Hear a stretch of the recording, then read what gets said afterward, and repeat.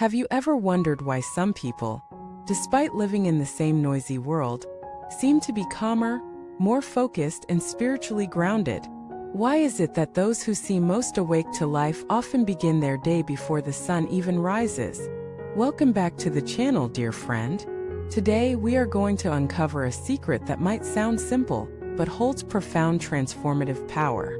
It's not a mantra. It's not a mysterious meditation technique. It's a daily habit practiced by countless spiritual masters, including the highly respected Khenpo Soterji. The secret is this: wake up early. Yes, that's it. Now, before you dismiss this as ordinary advice, stay with me. Because behind this ordinary practice lies an extraordinary doorway into spiritual clarity, inner balance, and real transformation. This isn't about productivity. This is about awakening. This is about living in a way that your first hour shapes the rest of your day and ultimately your destiny. Let us begin this journey together. Why early morning? Because dawn is the doorway between night and day, between unconsciousness and awareness. It is when the world is still quiet, when the city hasn't yet started to roar, when your phone hasn't begun to buzz, and when your thoughts haven't been hijacked by responsibilities. The air is lighter, the energy softer, and the mind more receptive. In Buddhist monasteries, monks rise hours before sunrise not because they have more time, but because they value that time differently. This is the time when one's mind is closest to its natural state, untainted by the world's noise. Khenpo Soterji once said when asked about his spiritual secret, "My real secret is that I wake up early." That's it. Not a supernatural ability, not some esoteric technique, just consistent, mindful awakening before the world does. But why does this matter so much? Why should we wake up early when the bed is warm and sleep feels so delicious? Because each morning is a spiritual battlefield.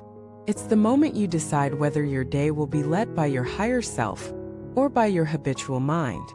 Let me walk you through a typical internal dialogue. Your alarm goes off. Part of you says, "Get up. Go meditate. Start the day with clarity." But another part says, "5 more minutes won't hurt. You deserve a little more rest." This is not just a struggle between sleep and wakefulness. It's a struggle between consciousness and unconsciousness. And whichever part you feed will grow stronger with every choice. Choosing to rise early isn't about sleep deprivation. It's about reclaiming your first hour from distractions.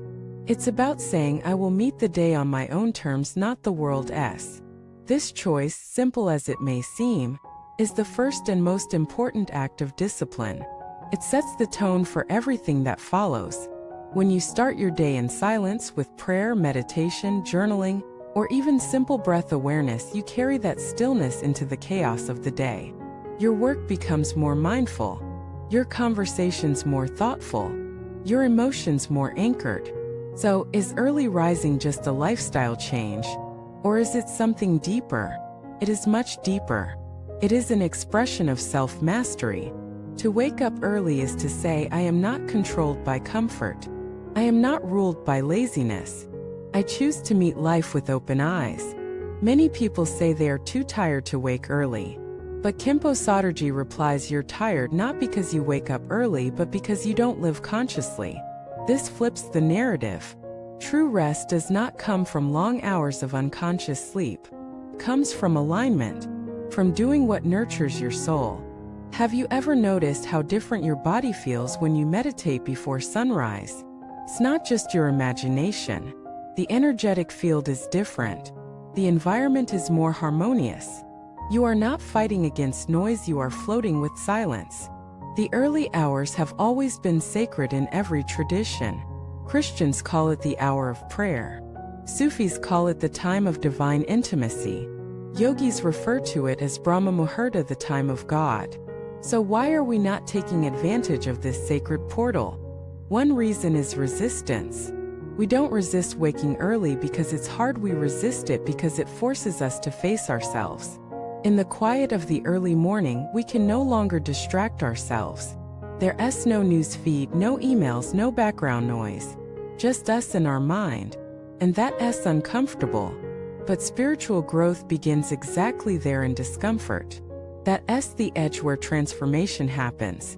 That's where excuses fade and truth emerges. Khenpo Soterji emphasized this: when you wake up, don't check your phone. Don't rush into tasks. First, connect with your inner world. That means no rushing to social media, no instant breakfast, no emails. Just sit, breathe, chant, reflect, move slowly into the day. Enter like a guest entering a temple reverently. When you do this daily, even for just 20 or 30 minutes, your life begins to shift. Your anxiety decreases not because problems disappear, but because your mind is more anchored. Your decision-making improves not because you know everything, but because you are less reactive. Your compassion expands not because you try harder, but because your heart is less crowded. This is not magic. It's presence. And presence starts with choosing your mornings. Of course, modern life can be hectic. Some people work late shifts. Some have young children. Not everyone can rise at 4:00 a.m. But this is not about rigid rules. It's about conscious choices. Maybe for you, early means 6:30 instead of 7:00. Or maybe it means going to bed 30 minutes earlier. What matters is not the hour but the intention. Are you willing to give your first waking moment to your spirit, rather than your schedule? That's the real question. And here's a gentle truth: if you're too busy to have a moment of stillness in the morning, you're too busy to live meaningfully. Let me tell you a story. There was once a man who struggled with depression and confusion. He tried everything: books, therapy, workshops, but nothing lasted. Then one teacher told him, just wake up every day before sunrise. Sit quietly and do nothing. He thought it was silly, but he tried. The first day it felt pointless. The second day it felt a little less chaotic. The third day he cried for no reason. The fourth day he began to feel something shift. Within a month he no longer woke with anxiety. Within 3 months he had clarity about what he needed to do with his life. All because of the choice to be present in the morning. This is not superstition. It's not blind obedience.